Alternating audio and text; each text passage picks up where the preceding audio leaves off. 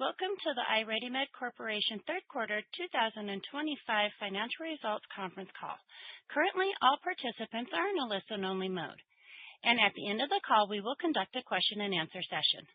This call is being recorded today, November 3rd, 2025, and contains time-sensitive, accurate information that is valid only for today. IRADIMED released its financial results for the third quarter of 2025. A copy of this press release announcing the company's earnings is available under the heading News on their website at IRADIMED.com. A copy of the press release was also furnished to the Securities and Exchange Commission on Form 8-K and can be found at sec.gov. This call is being broadcast live on the company's website at IRADIMED.com, and a replay will be available for the next 90 days. Some of the information in today's session will constitute forward-looking statements within the meaning of the Private Securities Litigation Reform Act of 1995. Forward-looking statements focus on future performance, results, plans, and events that may include the company's expected future results. IRADIMED reminds you that future results may differ materially from those forward-looking statements due to several risk factors. For a description of the relevant risks and uncertainties that may affect the company's business, please see the Risk Factors section in the company's most recent reports filed with the Securities and Exchange Commission, which may be obtained free from the SEC's website at sec.gov. I would now like to turn the call over to Roger Susi, President and Chief Executive Officer of IRADIMED Corporation. Mr. Susi? Thank you, Operator. Good morning, and thank you all for joining us on today's call. I am indeed very proud to report that IRADIMED achieved its 17th consecutive quarter of record revenue, with the recent third quarter surpassing the 2024 third quarter by 16%. In the third quarter of 2025, we achieved revenue of $21.2 million. Our gross profit came in at 78%, and earnings remained strong, with GAAP diluted earnings per share increasing 8% from Q3 of 24. Pump shipments again led performance in the quarter as our 3860 MRIV pump grew another 20% year over year in Q3. Our MR monitor sales have also continued to impress. I am also pleased to report that shipments of our MRI patient monitor grew by 16%, clearly showing that our emphasis on monitoring sales for 2025 is proving successful. Next, I want to touch on the planned rollout and commercial launch of the new 3870 MRI IV pump system, which was cleared in Q2. Let's recap what I've been saying about the number one growth driver for the new 3870 pump. But first, yes, we anticipate a price increase of 10 to 14%, and yes, the 3870 design is such that we fully expect to penetrate the greenfield opportunity more effectively and also drive increased utilization among some of the existing customers who only use their older pumps rather sporadically.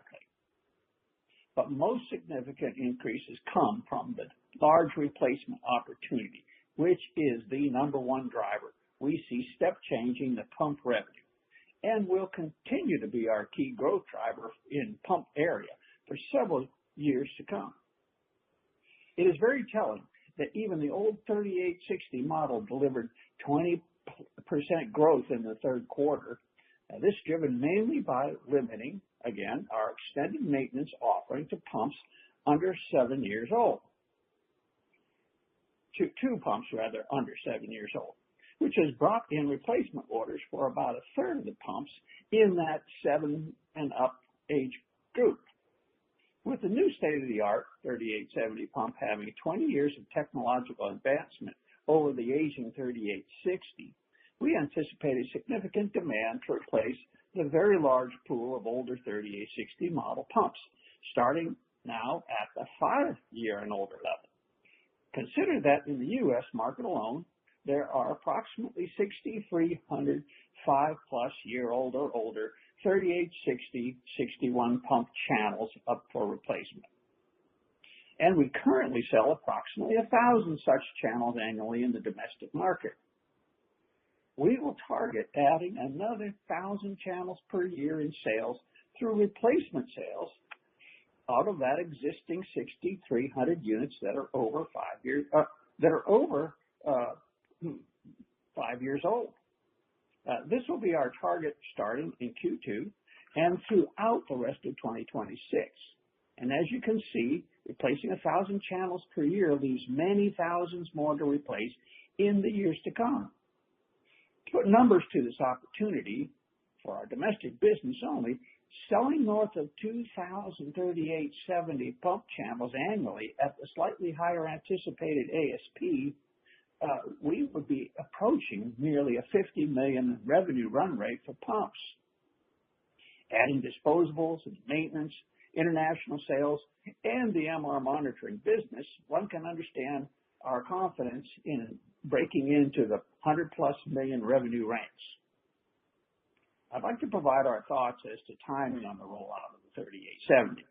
In December, we will deliver an initial order of 23 3870 systems, for which we will provide an extraordinarily high level of clinical support and monitoring of the use of the pumps through January and February to review and adjust planning based on user input.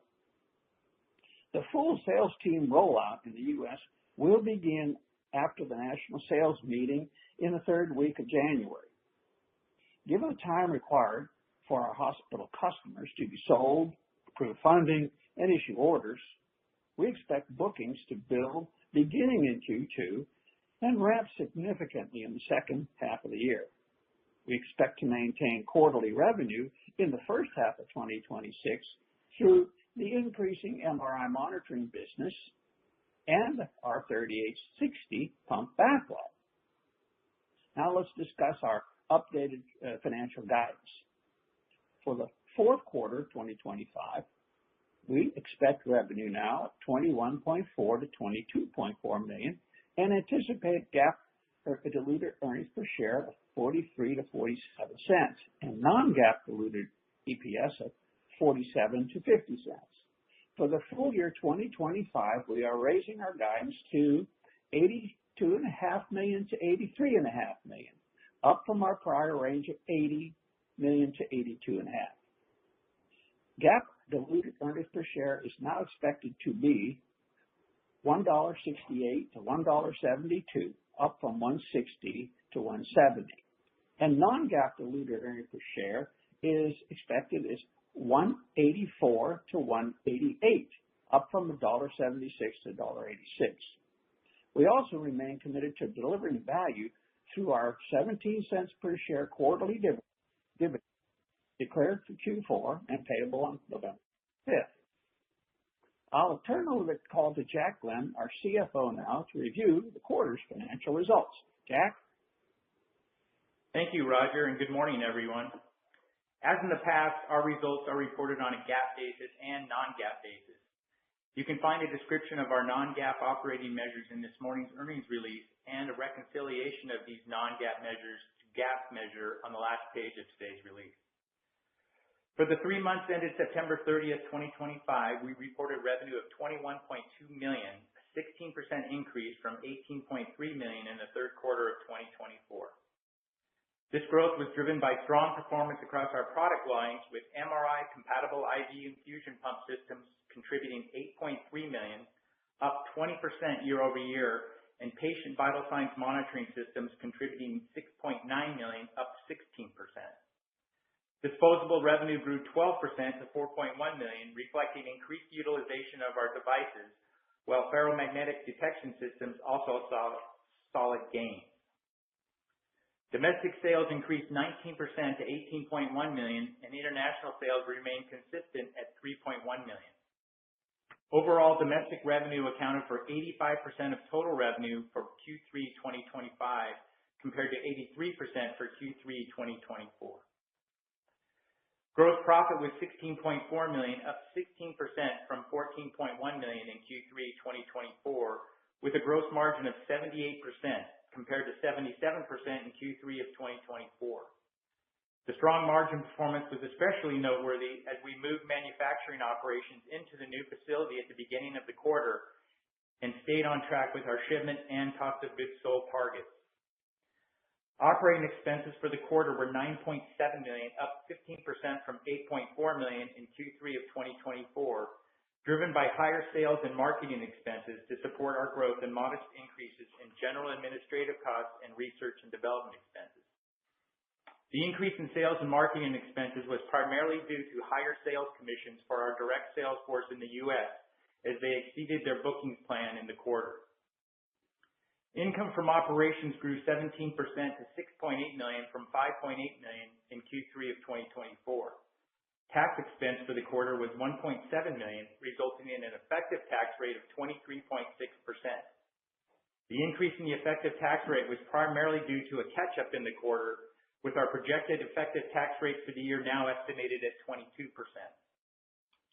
Net income was $5.6 million or 43 cents per diluted share, a 12% increase from $5 million or 40 cents per diluted share in Q3 of 2024.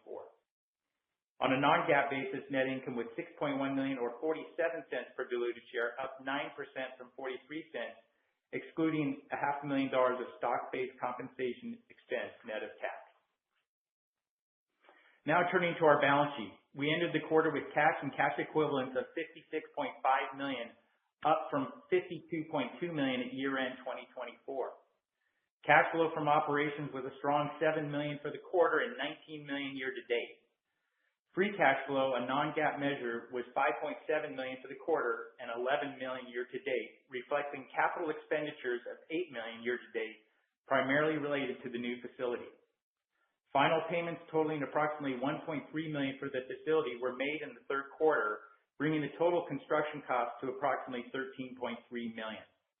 And with that, I will now turn the call over for questions. Operator? Thank you. We will now begin the question and answer session. To ask a question, please press star 11 on your telephone and wait for your name to be announced. To withdraw your question, please press star 11 again. One moment as we compile our Q&A roster.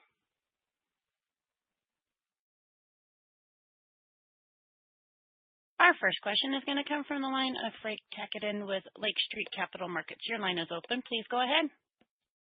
Great. Thanks for taking the questions. Congrats on the solid quarter and on the progress. I was hoping I could start with some more color around the kind of bridge to $50 million run rate in pumps. Appreciate the timing you laid out related to sales meeting, launching after that in January, and then ramping the backlog Q2 through mid-2026. When should we expect that to flow through to kind of revenue to that $50 million run rate? Can we see that in late 26, or is that more of a 2027 event? We should, yeah. Fran, it's Roger. Maybe I'll pick it up first and let Jack jump in if he has some more color for you.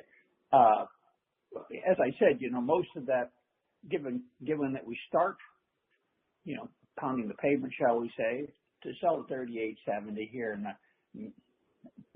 mid-June, mid-January, the early part, but by the time they get out there, you're basically half of Q1, and as I mentioned, orders don't just immediately get turned around, even from people that we think are pretty well pent up with desire to get a new pump now after at least 20 years of 3860.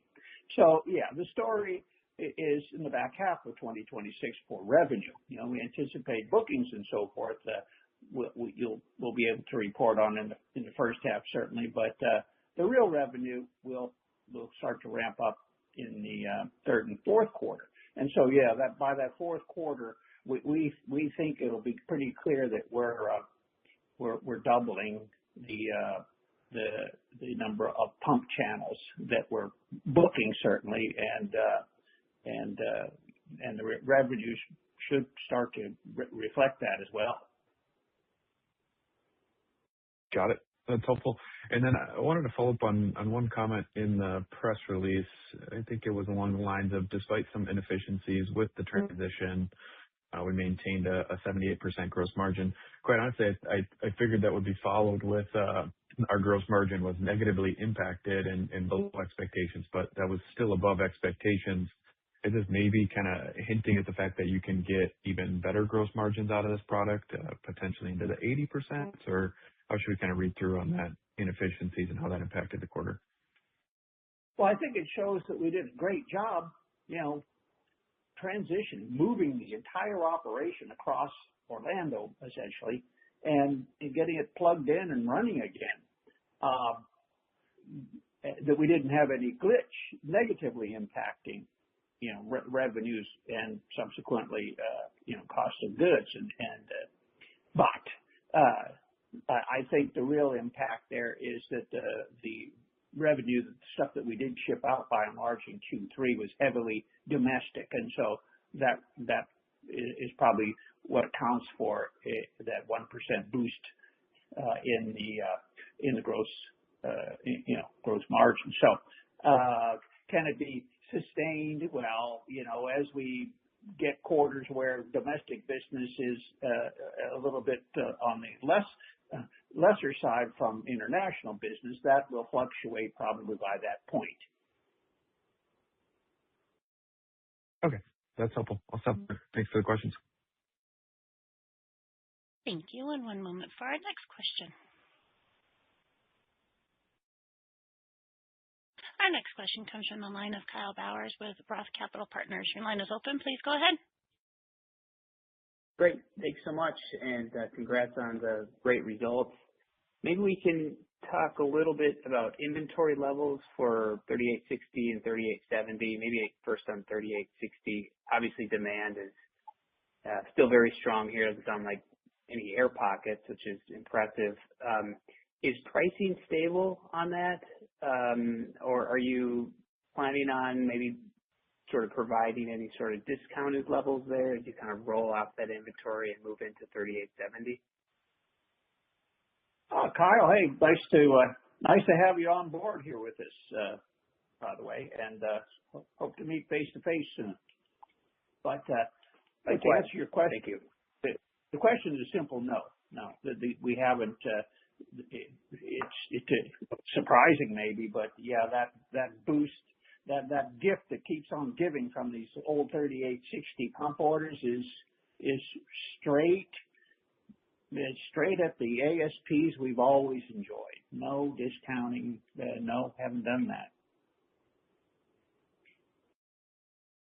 Great to hear. And maybe on how are you thinking about inventory levels for 3870 ahead of the launch, and sort of what are current levels, or how do you expect to manage that, et cetera? Well, there's lots of money going there. I'll let Jack pick that one up. Sure. So good to hear from you, Kyle. So yeah, as far as the inventory levels of 3860, certainly we have the inventories and we'll plan the inventories for the backlog that we have currently with the 3860, which will be shipping throughout Q1 of next year and into Q2, it looks like.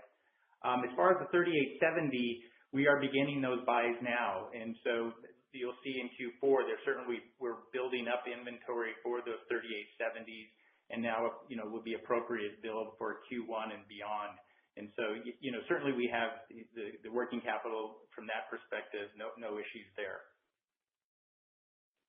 Okay, appreciate that. And I don't want to get ahead of myself here since you're just kind of beginning the rollout into the U.S., but can you remind me plans eventually to secure entry into international markets for 3870 and how you're kind of thinking about that? Yeah. It's primarily a regulatory issue. There's the new MDR requirements to maintain your CE mark for European community business. That's a heavy lift, but our regulatory folks, they came off of a long battle with FDA, as you know, to clear the 3870, but that was back in May. They took a breather, but they're hot and heavy on obtaining that MDR. Let's call it a clearance, but it's a registration, rather than CE mark, and that's we're targeting to be done in Q4. So international business will switch over to the 3870 next year, 2027, I should say, not in 2026. We'll just be getting the MDR towards the latter part of 2026. Likewise, our other large market for pumps is Japan, and I'll be speaking with them. I'm in Japan calling on this call right now. I'll be speaking to them here in the next day or two and working with the Japanese to clear the product here in Japan. We're going to do that simultaneously, but it probably still will be somewhere in the fourth quarter by the time we get that cleared, and then we'll switch Japan over. So both those largest international markets will be a 2027 kick in. Okay, great. Appreciate that. And maybe just one more quick one. Glad to hear you're fully moved into the new facility. I think it's 2.5 times the size of the previous facility. Correct me if I'm wrong, but any sense as to kind of what level of sales this could support or capacity, however you want to frame it? Well, it is 2.5 times the size. That's right. And, we were doing $20 million a quarter out of that 2.5 times smaller space. So, the math of it's, pretty equal. We don't see any reason why we can't get to $50 million a quarter in the new facility. And, 2.5 times. But unlike the old facility, we're not landlocked where we are. As you might recall, Jack mentioned the cost of construction of the building, that we did pay cash and built it with our cash flow, but we also purchased the 26 acres.